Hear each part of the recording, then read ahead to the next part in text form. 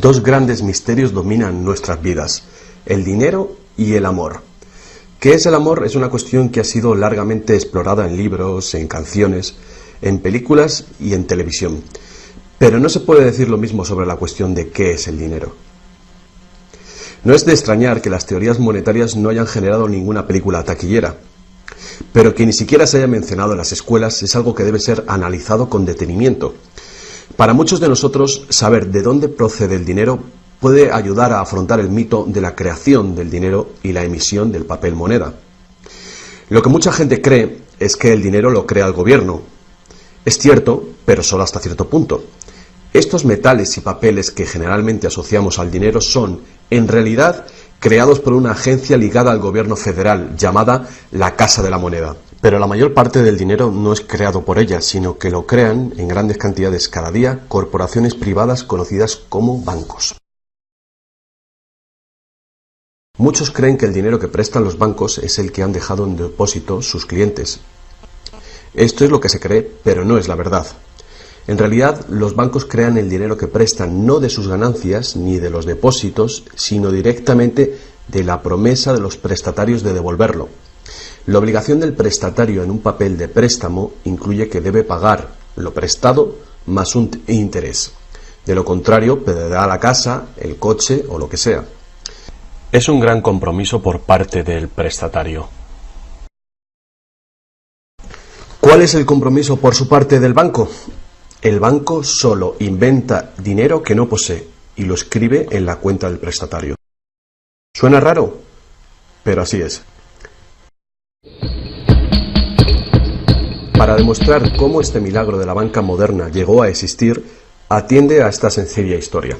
Es el cuento de los Goldsmith. Hace un tiempo casi cualquier cosa se utilizaba como dinero. Tan solo tenía que ser portable y suficiente gente tenía que tener fe en que después se podría intercambiar por cosas que todo el mundo valorara, como comida, ropa, ollas, conchas, piedras preciosas, semillas de coco, bonitas piedras e incluso plumas. Todas ellas fueron utilizadas como dinero. El oro y la plata eran atractivas, ligeras y fáciles de llevar, así que algunas culturas se especializaron en trabajar estos materiales. Los trabajadores del oro, los Goldsmith, recuerda este nombre, lo pudieron convertir fácilmente en monedas, estandarizando las unidades de oro en función de su peso y de la pureza, hasta certificarlas. Para proteger su oro, los Goldsmith necesitaban una caja fuerte, y pronto sus vecinos llegaron a su casa para pedirles que les alquilaran un espacio donde guardar su dinero y sus joyas.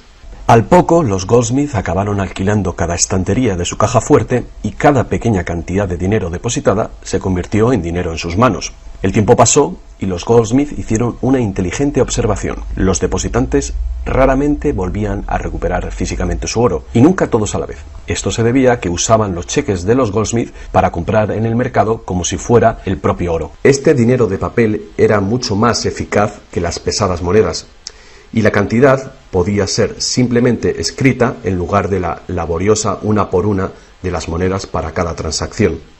Mientras tanto, los Goldsmith crearon otro negocio. Prestaban su oro introduciendo un interés. Al tiempo que su papel moneda empezaba a ser aceptado, los prestatarios comenzaron a pedir sus préstamos en forma de estos cheques en lugar del metal. Su industria se expandió mientras más y más gente les pedía guardar su oro, lo que dio a los Goldsmith una idea todavía mejor. Sabía que muy pocos de sus depositantes sacaban su oro alguna vez, así que los Goldsmith pensaron que también podrían escribir más cheques ahora en función de los cheques del oro que habían dejado los depositantes en su cámara, además del oro de los depositantes que guardaban propiamente. Así, con tal de que devolviese el oro a los depositantes que lo desearan recuperar, nadie se daría cuenta del truco. Lo que no se sabe, no se siente. Y los Goldsmith, ahora más banqueros que artesanos, hicieron un mayor negocio del que podrían haber hecho prestando únicamente su propio dinero. Durante años hicieron un beneficio secreto fabuloso, con los intereses de los depósitos de todos sus vecinos. Pero ahora que se había hecho una prominente figura en el pueblo, se levantaron sospechas de que estaba gastando el dinero de sus depositantes y amenazaron con sacar todo su oro si Goldsmith no explicaba su repentina riqueza. Al contrario de lo que se podría pensar, esto no afectó a su fortuna. A pesar de la duplicidad patente de su truco, su idea funcionó porque los depositantes no perdieron nada de su oro. Estaba seguro en la cámara de Goldsmith. En vez de sacar su oro, los depositantes acordaron que Goldsmith, ahora convertido en su banquero, debía compartir la fortuna que habían contribuido a crear, otorgándoles un interés por su oro. Esto fue el comienzo de la banca. El banquero pagaba un pequeño interés por el depósito del dinero de otra gente que después prestaba a un interés mayor. La diferencia cubría los costes de operación del banquero y su beneficio. La lógica del sistema parecía sencilla y cubría la necesidad de las personas de crédito. Pero esta no es la manera en la que trabaja la banca hoy en día.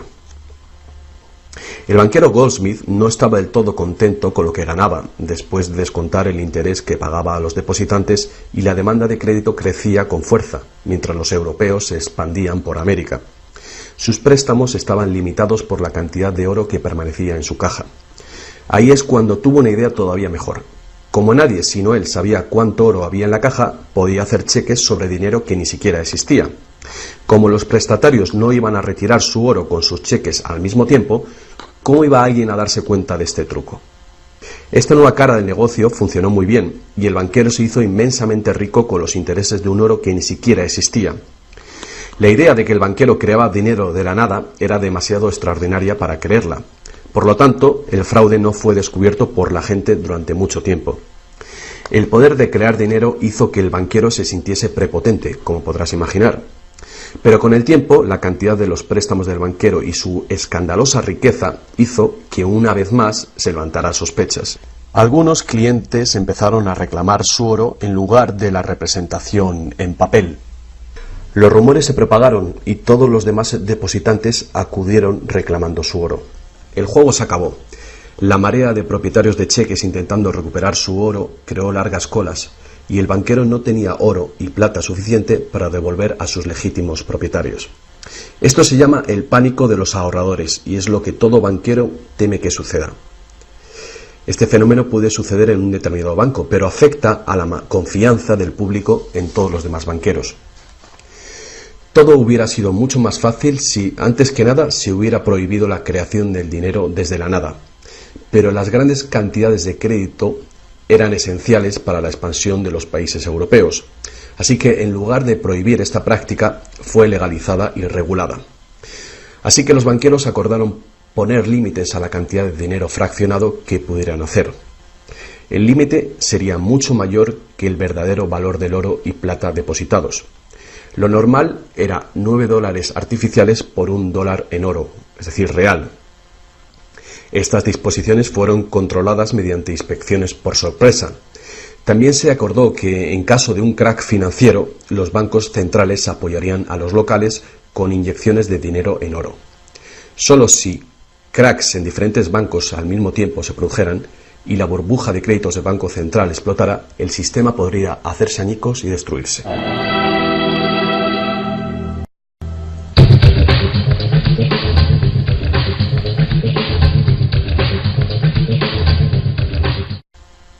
A lo largo de los años, el dinero fraccionado y su sistema integrado por un banco central regulador se ha convertido en el sistema bancario dirigente del mundo. Al mismo tiempo, el sistema fraccional del oro apoyando al dinero como deuda ha desaparecido. La naturaleza básica del dinero ha cambiado. En el pasado, el billete de dólar era un recibo que te permitía cambiarlo por una cantidad de oro o plata determinadas. Ahora, un billete o dólar digital solo puede ser cambiado por otro billete o dólar digital. En el pasado, el crédito creado por los bancos privados solo existía en la forma de billetes de banco que la gente podía rehusar, como ahora se pueden rehusar otros cheques privados. En el presente, el crédito creado por bancos privados está legalmente aprobado que se convierta por dinero de flujo legal, es decir, los dólares, euros o libras que usualmente creemos que es dinero. El dinero de confianza, es decir, el fiat money, es dinero creado por decreto del gobierno, y la ley afirma que el público debe aceptar este dinero para todo tipo de deudas, o si no, los tribunales no considerarán la obligación de pagar esa deuda. Así que ahora la cuestión es, si tanto los bancos como los gobiernos pueden crear dinero, entonces, ¿cuánto dinero existe? Antes, la cantidad total de dinero en existencia estaba limitada por la cantidad y cualidad física de esa cosa usada como dinero. Por ejemplo, para crear dinero en oro o en plata, se debía extraer una cierta cantidad de estos metales de las minas. En el presente, el dinero es literalmente creado como deuda. Se crea nuevo dinero cada vez que una persona toma un préstamo de un banco. Como resultado, el montante total del dinero que puede ser creado solo tiene un límite: el nivel total de la deuda.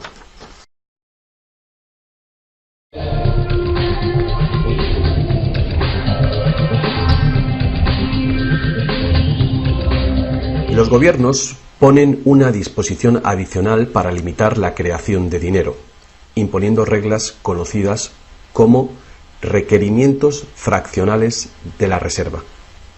Son arbitrarias en su misma esencia. Estos requerimientos varían de un país a otro y de un tiempo a otro. En el pasado se obligaba a los bancos a tener al menos $1 en oro por cada $10 creados. Hoy en día, la proporción ya no tiene relación con el dinero actualmente en depósito, sino con el dinero creado a su vez de la deuda creada sobre el dinero en depósito en el banco.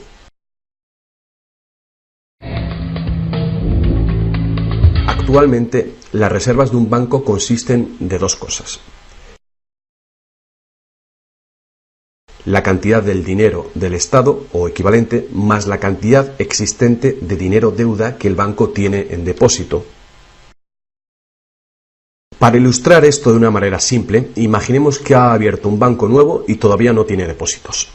Los inversores en este banco han hecho un depósito de $1.111,12. Este es el dinero existente en el Banco Central, que llamaremos principal. La proporción de dinero en reserva es de 9:1. Paso 1. Las puertas se abren y el banco da la bienvenida a su primer cliente. Necesita $10.000 para comprar un coche. Con la proporción de 9:1, el nuevo banco necesita que el Banco Central le permita crear 9 veces esa cantidad, o $10.000, desde la base de la deuda contraída por la solicitud de préstamo del cliente.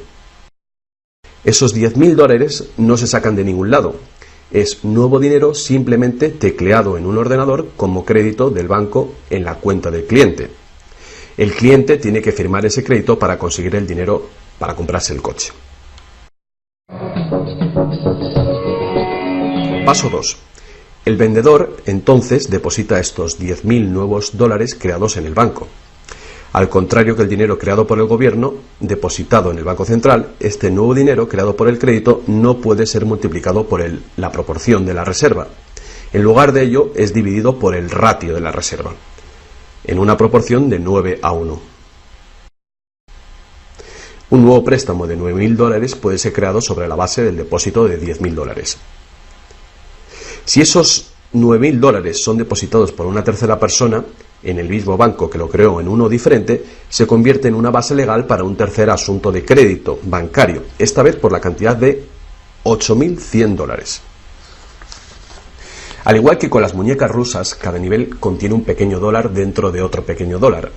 Cada depósito contiene el potencial para otro pequeño crédito en una infinita serie decreciente. Si el dinero del préstamo creado no es depositado en el banco, el proceso se detiene. Esta es la parte impredecible del mecanismo de creación de dinero basado en la deuda. Pero lo más probable es que el nuevo dinero creado en cada paso será depositado en el banco, y el proceso de la proporción de reserva de dinero se repetirá una y otra vez hasta que los $100.000 de nuevo dinero se hayan creado dentro del sistema bancario. Todo este nuevo dinero se habrá creado enteramente desde la deuda, y el proceso entero habrá sido autorizado legalmente por el depósito inicial de $1.111,12 que todavía permanecerán en el Banco Central.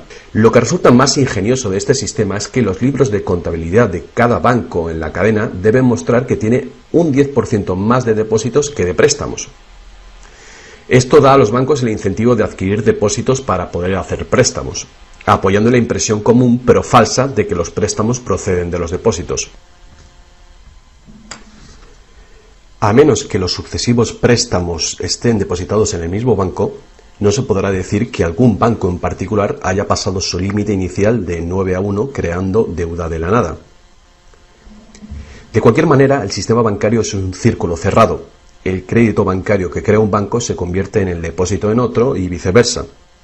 En un hipotético mundo de perfectos intercambios, el efecto último sería exactamente el mismo que si todo el proceso tuviera lugar en un solo banco. Esto es, el depósito en reserva inicial de $1.111,12 permite recolectar intereses por valor de más de $100.000 que el banco nunca ha tenido.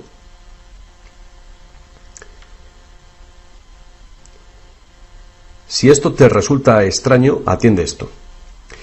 En tiempos recientes, como resultado de la presión de los lobbies bancarios, los requerimientos para hacer un depósito de reserva en el Banco Central prácticamente han desaparecido en la mayoría de los países. Y las proporciones de reserva pueden ser más altas que 9-1. Para algunas cuentas, 20-1 y para otras 30-1 son comunes. E incluso más recientemente, usando tarifas para los préstamos y así aumentar los ratios de requerimientos de reservas de los clientes, los bancos ahora han encontrado una manera de eludir las limitaciones de los requerimientos de la reserva fraccionaria por completo. Así que cuando las reglas son complejas, el sentido común real es bastante simple. Los bancos pueden crear tanto dinero como nosotros podemos pedir prestado.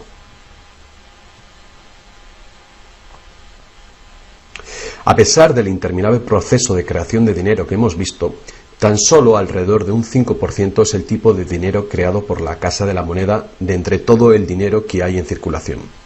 Más del 95% de todo el dinero en el mercado hoy ha sido creado por alguien firmando una solicitud de endeudamiento con un banco.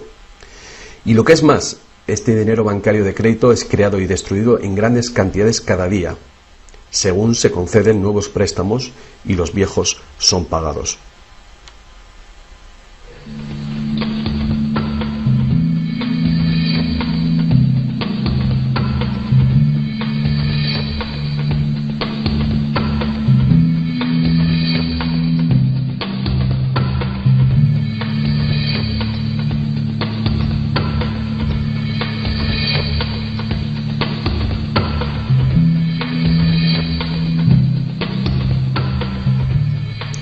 Los bancos solo pueden ejecutar este sistema del dinero con la participación activa del gobierno. Primero, porque los gobiernos emiten leyes de divisas para hacer legal la moneda de confianza nacional, el fiat money. Segundo, porque los gobiernos permiten créditos privados para que sean pagados en esta moneda de curso legal. Y tercero, porque los tribunales estatales dan vigor a las deudas.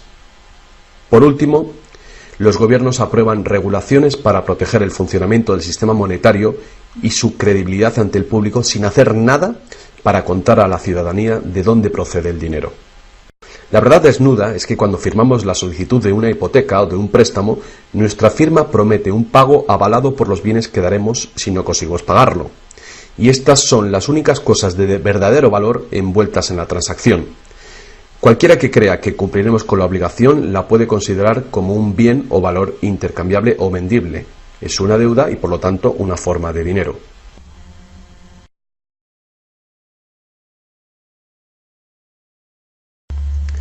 Es el dinero que el prestatario intercambia por lo que el banquero llama préstamo. Así que un préstamo en el mundo real quiere decir que el prestamista debe tener algo que prestar. Si tú necesitas un martillo, prestarte la promesa de un martillo que no existe no te va a servir para nada. Pero en el artificial mundo del dinero, un banco promete prestar un dinero que no tiene y se le permite que sea aceptado como dinero. Y nosotros lo aceptamos así.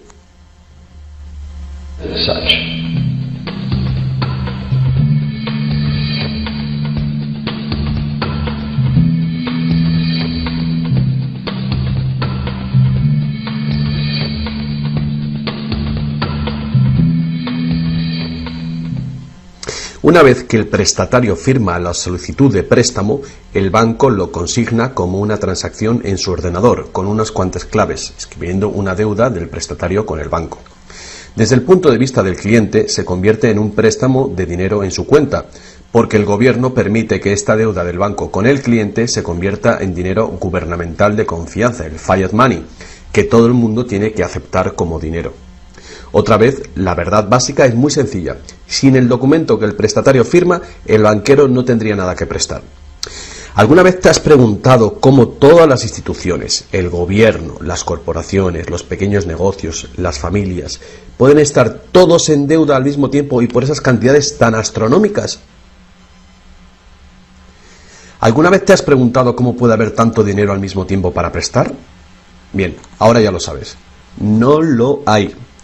Los bancos no prestan dinero, simplemente lo crean de las deudas, y esa deuda es potencialmente ilimitada, tanto como la emisión de moneda. Y la situación opuesta también es verdadera. ¿No es asombroso que a pesar de la increíble riqueza de recursos, de innovaciones y productividad que nos rodean, casi todos, desde los gobiernos hasta las compañías y los individuos, estén en graves deudas con los banqueros? Si la gente se parara a pensar cómo esto puede suceder, ¿cómo puede ser que la gente que produce la verdadera riqueza en el mundo estén en deuda con aquellos que únicamente prestan el dinero que representa la riqueza?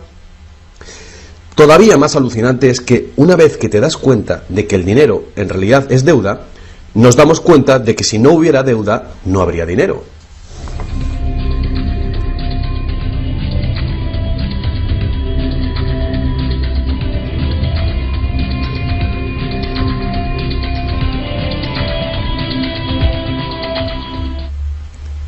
Si esto es nuevo para ti, no eres el único. Mucha gente piensa que si todas las deudas se pagaran, el estado de la economía mejoraría. Es cierto a un nivel individual. Como tenemos más dinero para gastar cuando dejamos de pagar una deuda, pensamos que si todo el mundo pagara sus deudas, habría más dinero para gastar.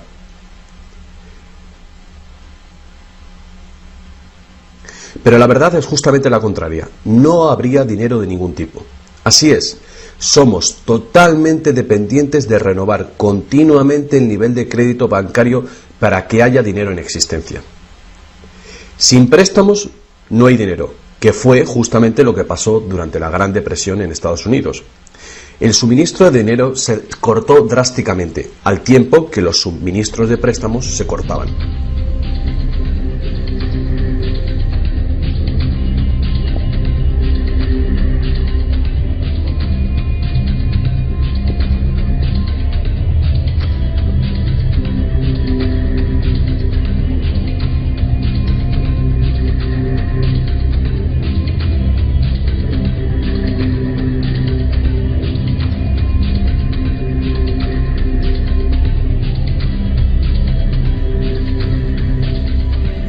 Pero eso no es todo.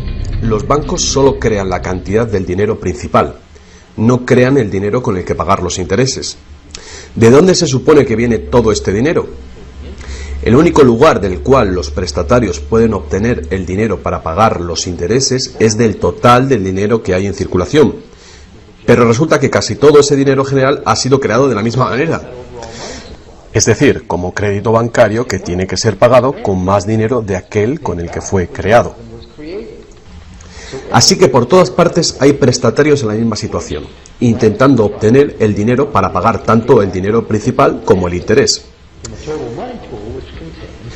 Desde un fondo original, la piscina, que solo tiene dinero principal, es claramente imposible para cada uno pagar el dinero principal más los intereses, porque el dinero del interés no existe. Esto se puede expresar con una simple ecuación matemática. El gran problema aquí es que en caso de préstamos de largo plazo como hipotecas y deuda pública, el interés total excede mucho al dinero principal.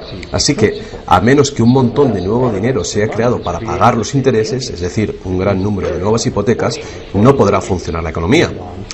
Para mantener una sociedad que funcione, la proporción de cancelaciones de deudas tiene que ser baja. Así que para conseguir esto, más y más dinero deuda tiene que ser creado para satisfacer la demanda de dinero con el fin de servir el interés de la deuda previa. Pero por supuesto, esto hace que el nivel de la deuda sea todavía mayor y que más intereses tengan que ser pagados, resultando en una escalable e imparable espiral de endeudamiento.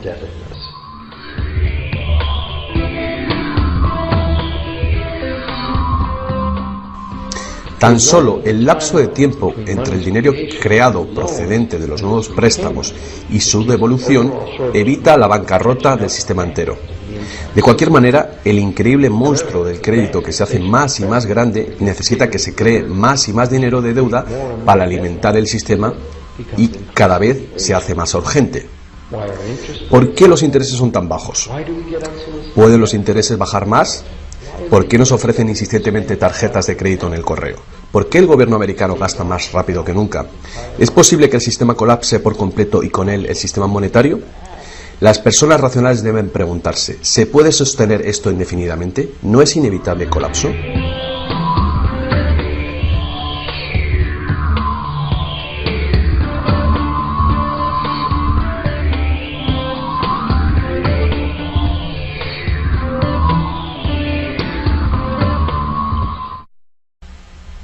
El dinero facilita la producción y el intercambio de bienes. Cuando el suministro de dinero se incrementa, el dinero se convierte progresivamente en menos valioso, a menos que el volumen de intercambios y de suministro de dinero crezcan en la misma proporción. Hasta que nos damos cuenta de esto, cuando escuchamos que la economía crece a un 3% por año, creemos que lo hace en una constante regular, pero no es así. El 3% de este año representa un 3% más de intercambio de bienes y servicios que hace un año, porque es un 3% del nuevo total.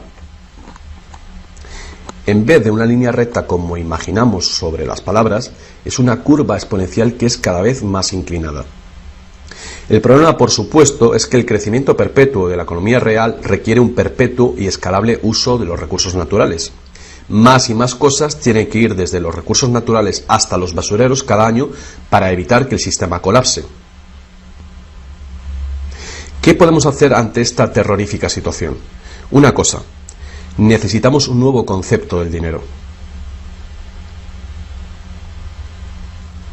Es tiempo de que más gente se pregunte a sí misma y a sus gobiernos 4 preguntas muy simples. A lo largo del mundo, los gobiernos piden prestado dinero con interés a los bancos privados. La deuda del gobierno es un componente principal dentro de la deuda total. El pago de esos intereses hace que el gobierno tenga que cargar a los ciudadanos con más impuestos. Ahora que sabemos que los bancos simplemente crean el dinero que prestan y que los gobiernos les han dado el permiso para hacerlo, la primera pregunta es: ¿por qué los gobiernos eligen pedir prestado a los bancos privados con interés cuando los propios gobiernos podían crear el dinero que necesitan sin ningún interés ellos mismos? Y la segunda gran cuestión es: ¿por qué se crea dinero como deuda? ¿Por qué no se crea dinero que circule permanentemente y que no tenga que ser represtado con intereses para existir?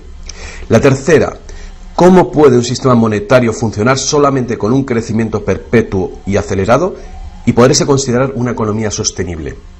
¿No es lógico que el crecimiento perpetuo y acelerado y la sostenibilidad sean incompatibles? Y finalmente, ¿qué es lo que hace que nuestro sistema económico sea tan dependiente del crecimiento perpetuo? ¿Qué es lo que necesitamos crear para que nuestra economía sea sostenible? Hubo un tiempo en el que cargar con interés al préstamo se llamaba usura y era susceptible de severas penas, incluida la muerte. Todas las grandes religiones prohibían la usura. La mayoría de los argumentos contra la práctica de la usura eran morales. Se entendía que la única función legítima del dinero era la de ser un medio de intercambio de bienes y servicios. Cualquier manera de ganar dinero procedente del dinero se consideraba labor de un parásito o de un ladrón. Sin embargo, al tiempo que aumentaban las necesidades de crédito en el comercio, el argumento moral cedió paso al razonamiento de que prestar representa riesgo y pérdida de oportunidad para quien presta, y por lo tanto, cobrar por este coste era justo. Hoy en día, estas ideas parecen triviales. Actualmente, la idea de ganar dinero del dinero se considera la mejor ocupación que hay. ¿Para qué trabajar si tu dinero puede trabajar por ti? Sin embargo, para tener un futuro sostenible, queda claro que el cobro de interés es un problema moral y práctico al mismo tiempo. Imagínate una sociedad y una economía capaces de perdurar siglos porque en lugar de acaparar sus reservas capitales de energía, se autorrestringiera según sus ingresos actuales. Ya no cosecharía más madera que crezca en el mismo periodo. Toda la energía sería renovable: solar, eólica, gravitatoria, magnética, y las demás que se descubran. La sociedad se sostendría dentro de los límites de sus recursos, ya que reutilizaría o reciclaría todo y la población se mantendría. Tal sociedad no podría existir si estuviera dependiente de un sistema monetario que a su vez depende del crecimiento acelerado perpetuo. Tal economía sostenible necesitaría un sistema monetario también capaz de sostenerse sin crecimiento. Digamos que todo el dinero en circulación se representa por este círculo. Además, imaginemos que los prestadores de dinero también tienen dinero verdadero para prestar. Pero si algunas personas dentro del sistema empiezan a prestar dinero cobrando interés por ello, entonces su parte del suministro total del dinero aumentaría. Y si siguen prestando todo el dinero que se devuelva, cobrando siempre interés por ello, ¿cuál sería el inevitable resultado? Ya sea oro, dinero confianza o de deuda, no importa, los prestadores de dinero acabarían con todo el dinero. Y después todos pasaríamos a estar en quiebra y ellos acabarían con toda la propiedad real. Solo si los beneficios de prestar dinero con interés fueran equitativamente distribuidos entre la población, se podría resolver este problema. Fuertes impuestos sobre los beneficios de los bancos podrían posibilitar este equilibrio, pero entonces no habría incentivo para los bancos. Si fuéramos capaces de liberarnos de la situación actual, podríamos imaginar la banca como un servicio social sin ánimo de lucro. Diseminando sus beneficios a la sociedad como un dividendo universal de los ciudadanos, prestando sin cobrar interés alguno.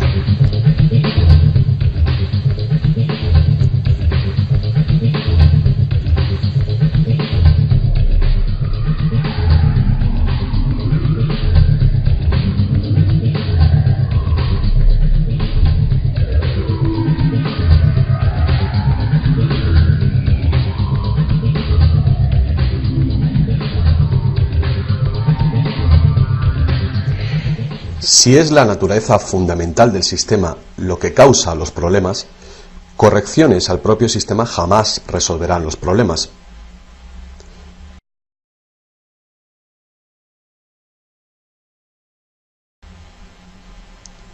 El sistema en sí debe ser reemplazado. Muchos críticos del sistema monetario hacen llamamientos a la vuelta al estándar del oro, insistiendo que el oro tiene una larga historia de confianza. Pero ignoran las muchas trampas que se puede hacer con el oro: limar las monedas, alterar el metal, monopolizar el mercado, todas prácticas habituales en la antigua Roma que contribuyeron a su caída. Algunos defienden la plata por ser más abundante que el oro y así más difícil de monopolizar. Muchos dudan de la idea de volver al uso de los metales preciosos en absoluto. Nadie quiere volver a llevar bultos de monedas para ir de compras. Es cierto que el dinero de papel, el plástico, el digital o más probablemente dinero de identidad biométrica tendría el mismo potencial de crear dinero de crédito sin límite, igual que tenemos ahora. Yendo más allá, si el oro fuera nuevamente la única base legal para el dinero, los que no tengamos oro nos quedaríamos sin dinero. Otros críticos del sistema monetario insisten en que la codicia y la deshonestidad son los principales problemas, y que puede haber un sistema más equitativo que volver al estándar de plata o de oro. Muchos grandes pensadores han sugerido maneras alternativas para crear dinero. Muchos sistemas de intercambio crean dinero como deuda de la misma manera que hacen los bancos, pero se hace transparentemente y sin cobro de interés. Por ejemplo, un sistema de trueque expresa la deuda como horas de trabajo, considerando el valor de todo trabajo igual y a la par con el dólar, y así permite que la hora de trabajo sea igualada con el precio del dólar de los bienes y servicios. Este tipo de sistema puede organizarlo cualquier persona capaz de gestionar la contabilidad. La preparación ahora de sistemas de trueque a nivel municipal sería prudente en previsión del inminente colapso del sistema actual. La reforma monetaria, al igual que la reforma electoral, es un tema muy polémico. Es una reforma que requiere una voluntad de cambio y de pensar fuera del cubículo habitual. La reforma monetaria, igual que la reforma electoral, no vendrá fácilmente, ya que los más privilegiados por el sistema existente actualmente harán todo lo posible para mantener sus ventajas. Ahora que hemos visto que el dinero es solo una idea y que en realidad el dinero puede ser cualquier cosa que concebimos, os presento un único sistema monetario para tu consideración. Este modelo está basado en sistemas que funcionaron bien en el pasado, sistemas en Inglaterra y en Estados Unidos que fueron destruidos por los banqueros Goldsmith con su sistema de reserva fraccional. Para crear una economía basada en dinero libre de interés, el dinero puede ser creado y gastado por el gobierno creando infraestructuras para la economía, tales como carreteras, puentes, ferrocarriles, puertos y mercados públicos. Este dinero no sería creado como deuda, sino como valor. Este valor serían las infraestructuras que pagaron con ello. Si este nuevo dinero proporciona más comercio, requiriendo su uso, no produciría inflación alguna.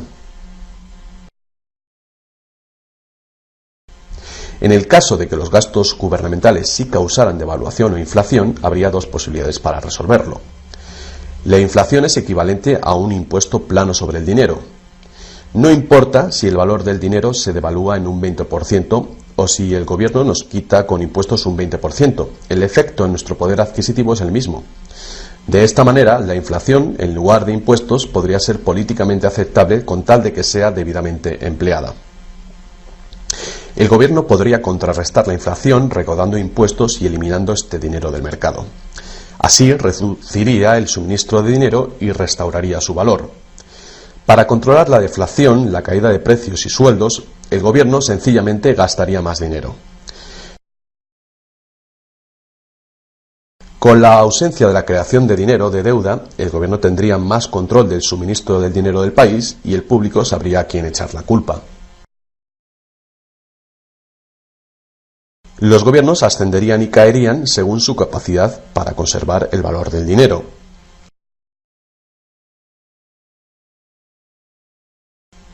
El gobierno dependería de los impuestos como ahora, pero los impuestos llegarían mucho más lejos, ya que ninguna parte de ellos se gastaría en pagar intereses a los banqueros.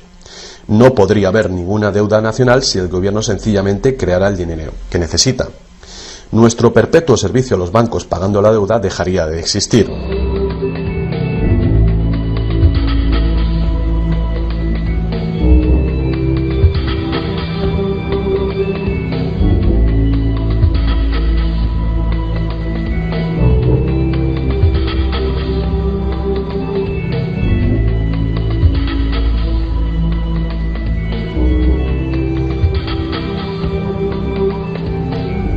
Lo que no nos han enseñado es que democracia y libertad son, de hecho, una forma ingeniosa de dictadura económica.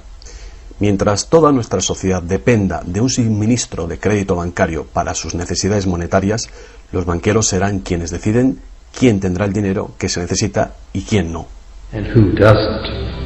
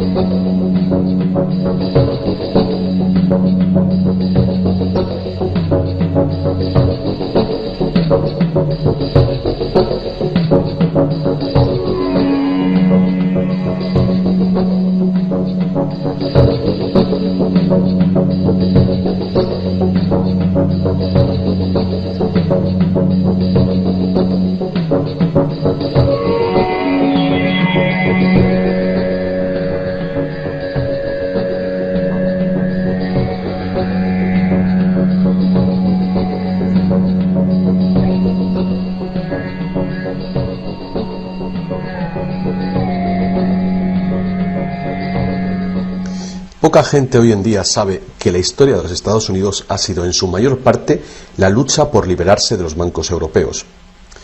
Esta lucha llegó a su fin en el año 1913, cuando el presidente Wilson ratificó el Acta de la Reserva Federal, permitiendo así al cártel de banqueros internacionales controlar el dinero de Estados Unidos.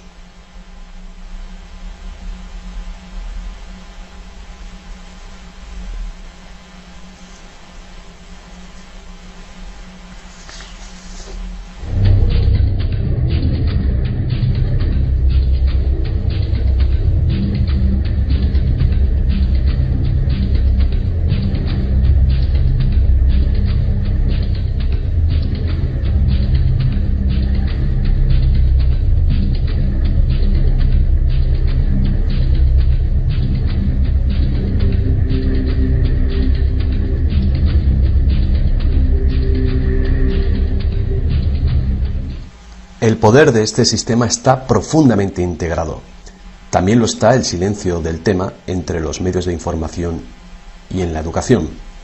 Hace años, un primer ministro canadiense hizo una encuesta entre centenares de personas, no economistas, especialistas altamente formados y personas de a pie.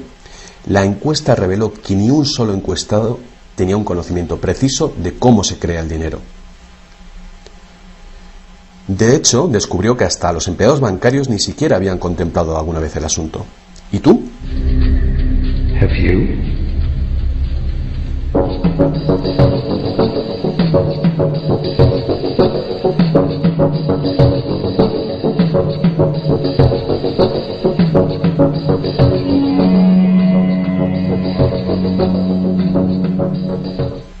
El sistema moderno de dinero como deuda nació hace más de 300 años, cuando un decreto real otorgó al primer Banco de Inglaterra el poder de emitir recibos de oro fraccionales con un modesto porcentaje de 2:1. Este porcentaje fue solo el principio, el primer paso. El sistema ahora es global, crea cantidades de dinero sin límites desde la nada y tiene a casi todos los seres humanos del planeta encadenados a una cadena de deuda que nunca puede ser pagada. ¿Pudo haber ocurrido todo por accidente o es una conspiración? Evidentemente, algo muy gordo se está jugando aquí.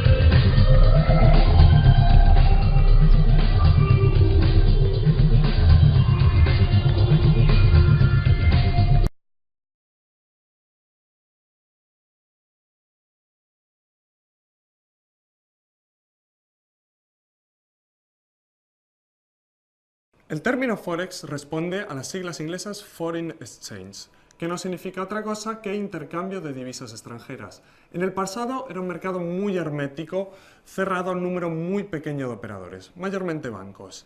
En el presente es un mercado abierto a todo tipo de operadores, desde grandes bancos o hedge funds a pequeños clientes individuales que operan desde sus propios equipos informáticos. Su característica más significativa y de la cual se desprenden la mayoría de sus ventajas es la de ser un mercado OTC o Over the Counter. Esto significa que es un mercado global, sin una sede física ni unos horarios definidos de negociación. ¿Dónde está el mercado Forex? Pues está en Nueva York, en Londres, en Shanghái, en su casa o en un banco del parque si usted está operando desde un dispositivo móvil. Allí donde dos personas intercambian divisas mediante medios electrónicos existe el mercado Forex. Es un mercado en el que se negocia mayormente mediante instrumentos derivados y cuyo grueso de operaciones son especulativas, destinadas a obtener beneficios.